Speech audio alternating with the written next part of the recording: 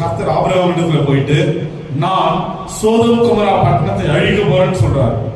சோதோம் குமரா அழிக்க போறன உடனே ஆபிரகாம் விண்ணப்பம் பண்றான், 50 நீதிமான்கள் இருந்தா அந்த பட்டணத்தை அழிப்பீரா? 50 இருந்தா என்ன பண்ண மாட்டேன், அழிக்க மாட்டேன்.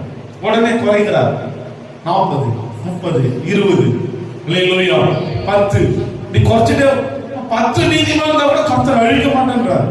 அப்ப என்ன அர்த்தம், ஒரு நாட்டுல 10 பேர் ஆண்டவரை உண்மையாய் நம்பி விசுவாசத்தை நடப்பானால் அவன் நிமித்தம் அந்த நாடு ஆசீர்வதிக்கப்படும். அல்லேலூயா. அப்ப உன் நிமித்தம் உன்னுடைய கிராமம் ஆசீர்வதிக்கப்படும். அல்லேலூயா. உன் நிமித்தம் உன்னுடைய குடும்பம் ஆசீர்வதிக்கப்படும். அதுதான் காரியம். அப்ப நீங்கள் பூமிக்கு உப்பா இருக்கிறீங்க. இன்னொன்னு என்னன்னா, நீங்கள் உலகத்துக்கு வெளிச்சமாய் இருக்கிறீர்கள். அல்லேலூயா. நீங்க உலகத்துக்கு நீங்க தான் லைட். உலகத்துக்கு என்னது லைட், பூமிக்கு வெளிச்சமாய் இருக்கிறோம். அல்லேலூயா.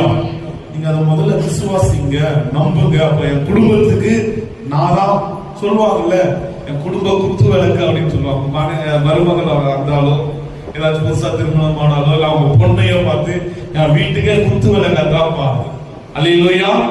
என்ன பண்ண குத்து விளக்கு, அது வெளிச்சத்தை தரும், வீட்டுல இருக்கிற இருளை போக்கும். அது போலதான் நீங்கள் எல்லாரும் யாரு, உலகத்துக்கே வெளிச்சம். அல்லேலூயா. உலகத்துக்கு வெளிச்சமா இருக்கிறோம். அதான் கர்த்தர் சொல்றாரு.